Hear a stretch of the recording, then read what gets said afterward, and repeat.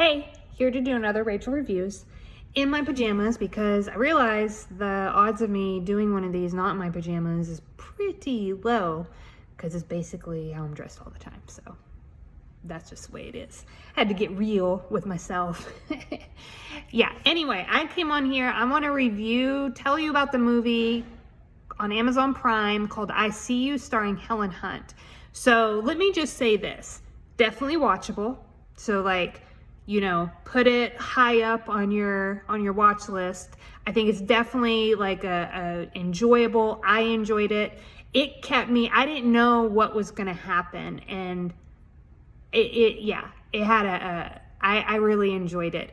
I will say that the picture that they had for the movie, the description did not prepare me for the movie that I was watching. It was almost like it was a mashup of two kinds of movies put together. And I didn't really feel like Helen Hunt was the primary character. So let's get into spoilers.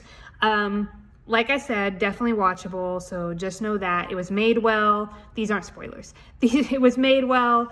All that stuff. But let's get into when the movie started.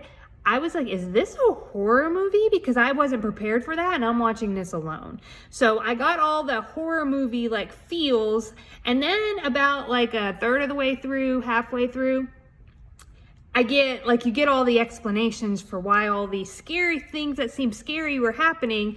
Now we know okay, it wasn't an evil spirit or something like that.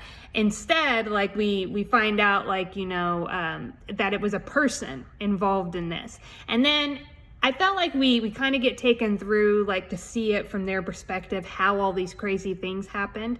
But then I thought that went on too long, but there was a big twist later and it got me. I was like, oh, okay.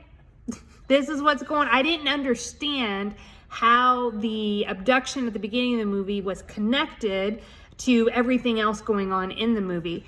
Helen Hunt was kind of she was a supporting character, but she was, I don't know. I felt like she played her role well, but I didn't feel like it was all too in depth or anything like that. What I did think was interesting in the movie is after the big twist is that you have the scene and this guy, after you know what he's done, you're he's a monster. That the movie, he got one line and he was like, you don't understand, when I was a boy, this happened. And then he gets cut off. He's not allowed to finish it because the other person's so angry. But I thought it was an interesting thing to put in there. Not that we give people then we're just gonna let you roam free or whatever. No, but it did add an extra layer to his character. Instead of straight monster, this is a human being, and human beings aren't born in a vacuum. Albeit what he did was truly awful. So I thought it was really good. The twist totally got me. I liked that I thought it was it made me feel like it was a horror movie, but then it wasn't a horror movie.